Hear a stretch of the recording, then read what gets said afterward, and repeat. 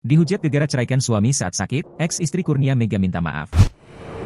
Azira Azka Fathir atau Aziza Hermansyah, mantan istri Kurnia Meiga akhirnya muncul minta maaf usai umumkan perceraian dengan ex-timnas Indonesia. Jarang disorot, rumah tangga Kurnia Meiga dan Azira ternyata sudah berpisah sejak Februari 2023 lalu. Kabar penceraian ini diumumkan oleh Azira Azka Fathir atau Aziza Hermansyah lewat Instagram Ega Hermansyah, Selasa, 5 Maret 2023. Adapun penceraian itu terjadi saat dirinya tengah mengandung 6 bulan anak ketiganya. Dijelaskan Azira, ia mengunggat cerai Kurnia Meiga bukan karena mantan suami jatuh sakit. Namun, ia menyinggung kesalahan fatal yang membuatnya tidak bisa untuk kembali lagi. Tak hanya itu, Azira pula mengaku masih memegang Instagram Kurnia Meiga meski sudah bercerai. Baru-baru ini Azira, mantan istri Kurnia Meiga akhirnya muncul menyampaikan permintaan maaf atas kejadian yang telah membuat kisruh dunia jagat maya.